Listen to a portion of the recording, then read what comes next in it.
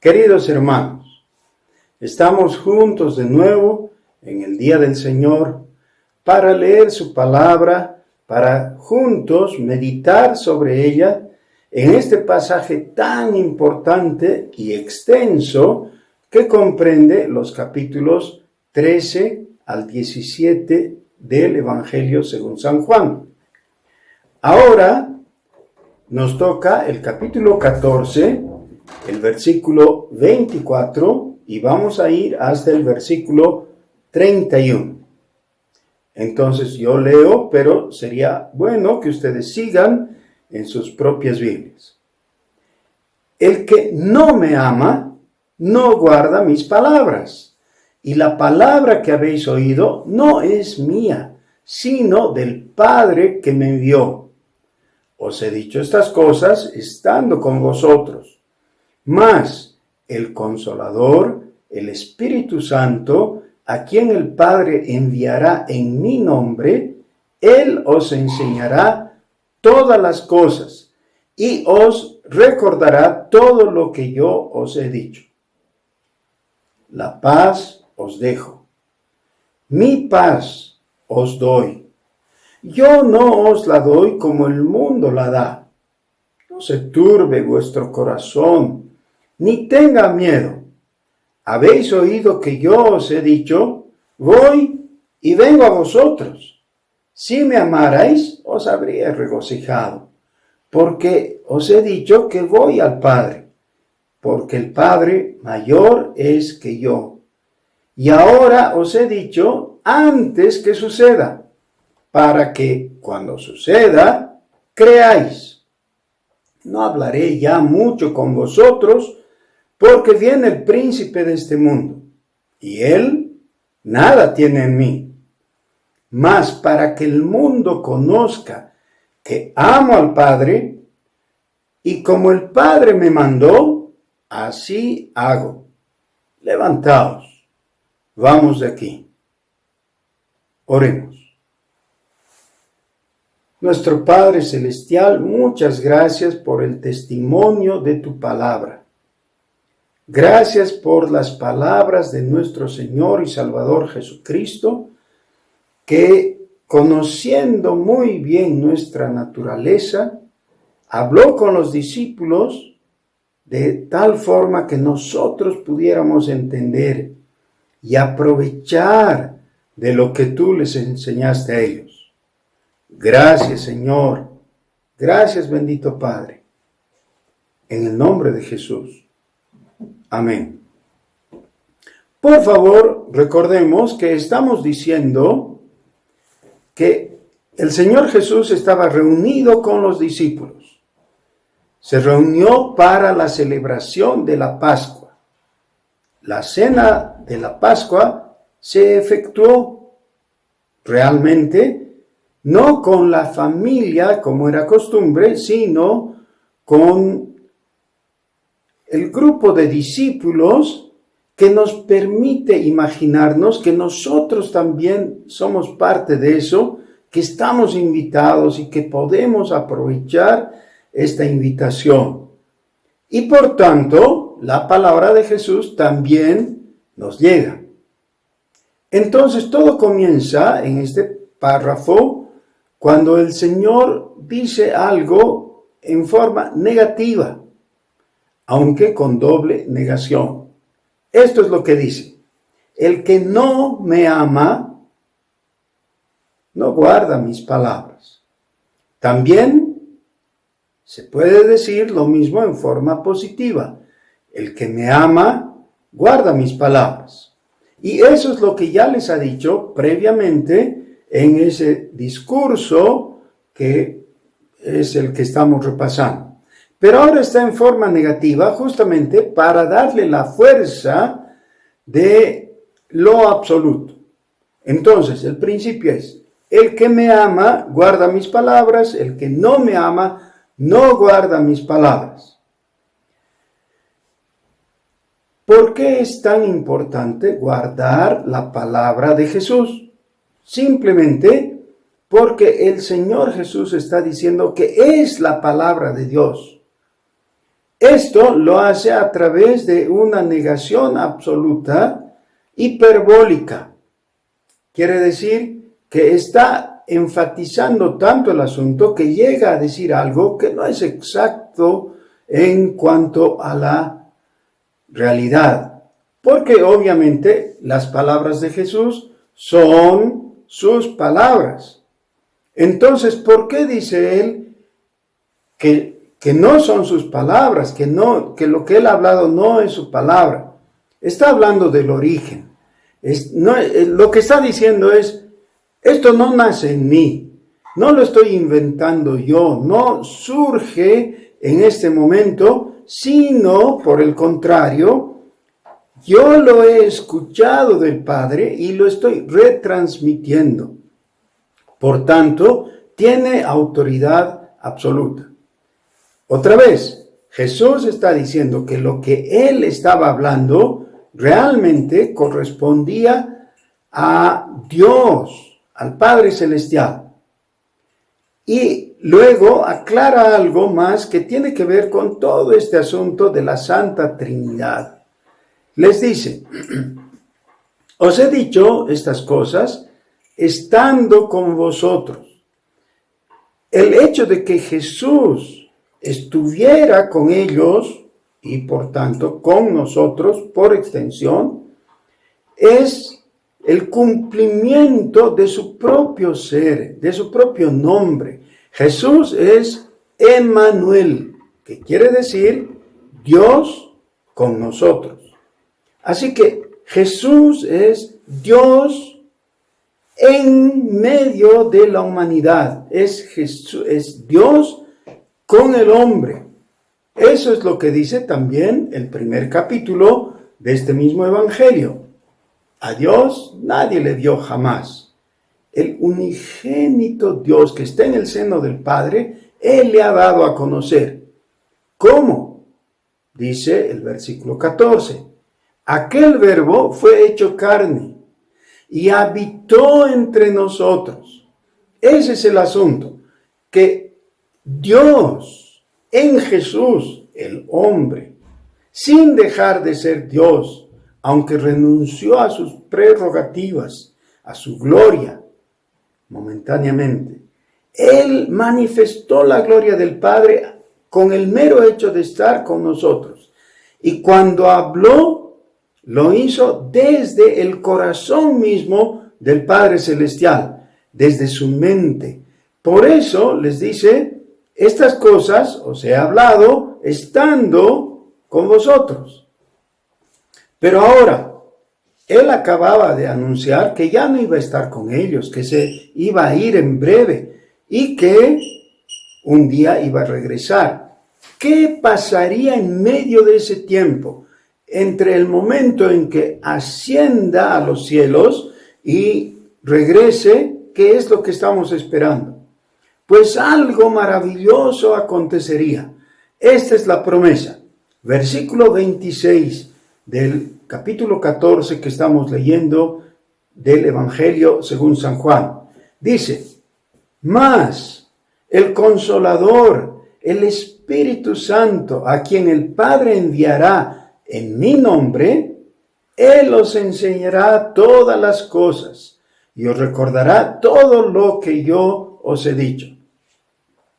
Ahora, cada una de estas partículas gramaticales tiene gran importancia. En primer lugar, el anuncio del Espíritu Santo es tal que es inequívoco. No se puede negar este anuncio y confundirlo con alguna palabra. Jesús está diciendo, yo ya no voy a estar, me voy a ir, pero el Espíritu Santo va a llegar. Esto evita que haya una confusión de personalidades. Nadie puede decir que solamente es una forma diferente la que tomó Dios y por tanto la doctrina del modalismo queda excluida. Estamos enfatizando que Jesús es una persona y el Espíritu Santo es otra persona, así como el Padre es una persona diferente en la Santa Trinidad. ¿Son entonces tres dioses? No, es un solo Dios. Por eso, cuando habla Jesús, Dios está hablando. Y cuando el Padre habla, lo hace a través de Jesús, porque Jesús es su palabra. Y esto ocurre por el Espíritu Santo que nos habilita para escuchar a Dios. Otra vez, el Consolador, el Espíritu Santo, a quien el Padre enviará en mi nombre, Él os enseñará todas las cosas y os recordará todo lo que yo os he dicho. Ahora, ¿cuánto y qué enseñó Jesús? Nosotros sabemos mucho, pero no sabemos todo. Digo, nosotros sabemos mucho, no en tono de jactancia. Quiero decir, los cristianos sabemos porque tenemos el Nuevo Testamento. En el Nuevo Testamento tenemos atesoradas las palabras, las enseñanzas de nuestro Señor Jesucristo. ¿Eso es todo? No. En este mismo Evangelio, al final, dice que si Juan hubiera escrito todas las cosas que Jesús hizo, estas no cabrían en todos los libros del mundo. Significa que hizo mucho más. Pero lo que está registrado en los 4 evangelios, y en este caso, sobre todo, en el Evangelio según San Juan, eso nos es vital. Porque dice, estas se han escrito para que creáis y para que creyendo tengáis vida en su nombre. Así que ahora lo que tenemos atesorado, guardado, registrado, es lo que conocemos como el Nuevo Testamento, sobre todo los Evangelios. Entonces, eso ha sido dicho por Jesús. Bueno, pero el Espíritu Santo viene no con otro Evangelio, no con otro mensaje, no con otro tenor. Todavía el Espíritu Santo sigue diciendo, reiterando, explicando, aclarando el mismo Evangelio de Jesucristo. El Espíritu Santo dice, confirmará o enseñará todas las cosas que ya Jesús dijo. Esto se puede ver en algunos casos específicos. Por ejemplo, en la primera epístola de Juan, en el capítulo 2, dice que nosotros conocemos todo. Ahora, no está hablando en el énfasis de nosotros como sujeto. Está hablando de el contenido que ya está entregado por Dios, que es el Evangelio in extenso, el Evangelio en toda la escritura del Nuevo Testamento. Pero eso es confirmado, ratificado por el Espíritu Santo, tal como lo dice 1 Juan, capítulo 2. Dice, vosotros tenéis la unción del Santo. La unción del Santo es la que os enseña todas las cosas, lo cual es coincidente con el anuncio en futuro que nos presenta el Señor Jesús aquí. Dice que el Señor Jesús iba a enviar al Espíritu Santo. Y esto traería una consecuencia muy concreta. ¿Cuál es esta? Versículo 27. Dice, la paz os dejo, mi paz os doy. Yo no os la doy como el mundo la da. No se turbe vuestro corazón, ni tenga miedo. El resultado de la presencia del Espíritu Santo en los creyentes es la paz. Por eso también el apóstol Pablo nombra al Espíritu Santo como el Espíritu de paz. No es el único nombre que le da, pero es uno de sus nombres y es muy atinado. Hermanos, no podemos negar este hecho. Muchos, llamándonos cristianos, no experimentamos la paz de Dios como debiera ser. Y esto es el resultado de nuestra desatención, o por lo menos de nuestra poca atención al Espíritu Santo. El Espíritu Santo viene y produce paz, pero no lo hace automáticamente, lo hace orgánicamente. Y lo hace cuando nos convence de la verdad, nos convence de Jesús y de su poder obrando en nosotros. Así que el Señor dice, la paz os dejo. Esa es una acción que incluye a Jesús como sujeto, pero luego nos deja entender que es el Espíritu el que va a traer esa paz o que va a conseguir esa paz en nosotros. Que es la paz totalmente contraria a la forma en que el mundo parece producir paz. Realmente el mundo nunca produce paz, parecería producir. Así, desde lo más craso, es el uso que hacen algunas personas de este término cuando dicen, déjame en paz. ¿Qué es lo que están diciendo o lo que quieren decir? Es, no me molestes. Significaría, si tú no me molestas, entonces voy a gozar de paz. Pero eso no es verdad, porque la falta de paz no depende normalmente o absolutamente de lo que otros hagan con nosotros o lo que el otro haga. Nosotros debiéramos gozar de la paz de Jesucristo por el mero hecho de tener a Jesucristo en nuestro corazón, de tenerlo por su Espíritu. Si el Espíritu Santo está morando en nosotros y está activo sin ser contristado, nosotros debiéramos gozar de paz, una paz diferente a la del mundo. Pero otras maneras en que, no en esa manera torpe de alguien que dice, déjame en paz, pero alguien puede decir, ya, si yo pudiera conseguir tener un fondo económico suficiente, tendría paz. Es decir, su paz residiría en el hecho de tener una cuenta de ahorros abundante que le asegure que no va a pasar necesidades.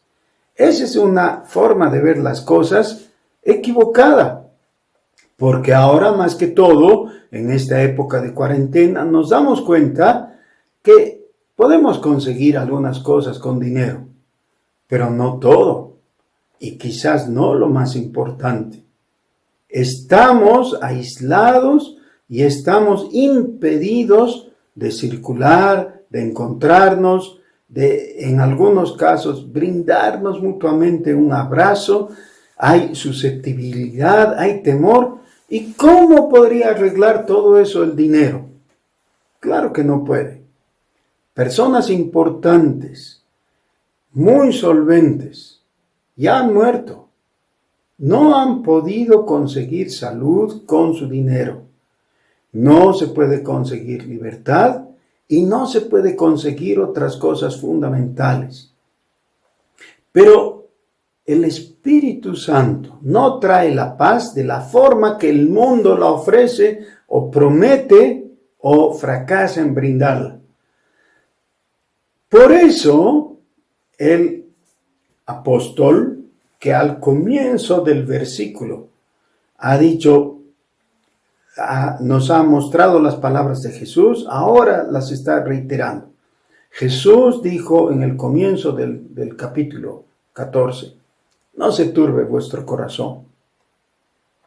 Ahora, en el versículo 27, nos está hablando de la paz y de nuevo nos lleva a considerar este asunto. Si nuestro corazón no tiene la paz de Dios, por supuesto, esa es una forma de expresar que estamos turbados o perturbados. En la segunda parte del versículo 27 dice, no se turbe vuestro corazón, ni tenga miedo. Ok, muy bien. ¿Qué sería lo contrario? Ahora consideremos el versículo 28. Habéis oído que yo os he dicho, voy y vengo a vosotros. Ahora, hermanos, hay algunas personas que prometen mucho y no pueden cumplir aunque quisieran hacerlo. ¿Será el caso de Jesús? Consideremos eso como en términos teóricos. ¿No será que Jesús prometió volver, pero ya no pudo? ¿Se olvidó dónde estaba el planeta Tierra? ¿O se olvidó de sus promesas? ¿O el Padre no le permitió volver? Han pasado casi 2000 años desde que Él prometió volver y todavía estamos esperando, y tal como lo expresa el apóstol Pedro en su propia escritura, él dice, hay algunos que toman por tardanza el hecho de que Jesús todavía no ha vuelto, pero más bien deberían ver que se trata de la paciencia de Dios para con nosotros, porque Dios no quiere que alguien se pierda, sino que todos procedan al arrepentimiento. Así que la, entre comillas, tardanza de Jesús para volver no tiene que ser vista como una incapacidad o una deslealtad de parte de Él, sino más bien la extensión de su enorme y maravillosa paciencia para con nosotros. Por tanto, el versículo 28, habéis oído que yo os he dicho, voy y vengo a vosotros. Muy bien. Esto debe llevarnos a nosotros no solo a considerarlo, sino a algo más todavía, a algo muy práctico. Dice, si me amarais, os habríais regocijado. Porque todo este asunto de que el Señor Jesús se fue al Padre Celestial y va a volver, no tiene que ver solamente con nosotros. Tiene que ver también, y tiene que ver nuestro ánimo y nuestra turbación o no. Pero principalmente tiene que ver con lo que le pasa a Jesús. Estás yendo por la calle y encuentras un amigo. Y ese amigo, con todo alborozo y candor, te dice, te quiero dar una buena noticia. Y entonces tú le preguntas, ¿de qué se trata? Te dice, me casé. Y tiene una sonrisa en el rostro que es imposible de apagar o de disimular. Está muy contento, está recién casado. Ahora, tú puedes pensar en él y decirle, te veo muy feliz y eso me hace feliz a mí también. Así que le das un abrazo y les das tus parabienes, tus deseos de éxito y de bienaventuranza. O, en vez de pensar en él y su regocijo, vuelves tu atención a ti mismo y le dices, canalla, no me invitaste. Ahora, esto por supuesto nunca es en forma pura. A todos nosotros nos interesa que si alguien hace una fiesta nos invite. El hecho es que no se puede invitar a todos, pero si tu amigo te dice, me casé y estoy feliz, eso se trata de él, de lo que a él le pasa, de su vida. Debieras regocijarte por él. El hecho de que Jesús se fue de este mundo y promete volver, ¿tiene que ver con nosotros? Sí, y eso nos trae paz y también nos trae seguridad porque tal como estaba anunciado, se ha cumplido. O sea, ¿tiene que ver con nosotros? Sí. Pero, más que todo, y principalmente, tiene que ver con Él mismo. Así que nosotros tendríamos que estar muy contentos de poder decir, ¡qué bien! El que vino y trajo la verdad, ahora se va a ir de nuevo para estar con el Padre Celestial y recuperar su gloria. ¡Qué bien por Él! Y regocijarnos. Y además con eso, afirmar nuestra confianza en que la segunda parte de lo que anunció se va a cumplir. ¿Por qué era bueno para Jesús volver al Padre? La razón que da Él es porque el Padre es mayor que yo. Pero ¿no habíamos dicho que las tres personas en la Santa Trinidad son iguales? Sí, y lo mantenemos. Son iguales. Pero en la función de Padre, la persona del Padre Celestial estaba todavía en el trono de gloria. El Hijo se había humillado a sí mismo, se había despojado y por eso estaba en una función de inferioridad momentánea. Les dice, y ahora os lo he dicho, para que cuando suceda, creáis. Ya ha sucedido aquello tan importante, tan maravilloso. Todavía esto está presentando un futuro. ¿Qué iba a suceder? Jesús iba a morir, pero iba a resucitar. Y ha resucitado. Y esa es la gran noticia del triunfo de Jesús.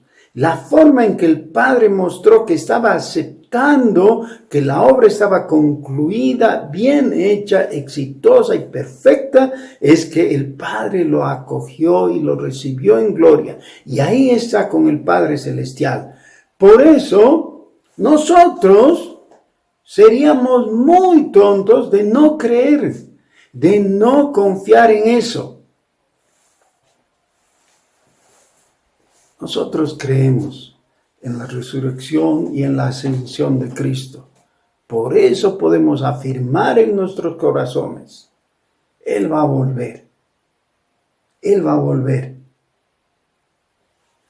El Señor todavía está hablando y nos está afirmando, poniendo fuerza y convicción en nuestro corazón. El resucitado, el ascendido, va a volver por ti y por mí. Y ese es un motivo más de regocijo. Yo quiero que por un momento pares de mirar en derredor. Todo esto del coronavirus y del contagio y los temores. Un momento. Ahora estamos hablando de algo más importante. Nuestro Señor Jesús reitera su promesa de volver por nosotros. Y eso trae paz a nuestro corazón. Yo ruego que el Espíritu Santo te convenza de la verdad, como a mí mismo. Que el Señor tenga misericordia de ti y de mí, y nos bendiga. Amén. La gracia del Señor Jesucristo, el amor de Dios el Padre y la comunión del Espíritu Santo sean con todos vosotros, ahora y para siempre. Amén.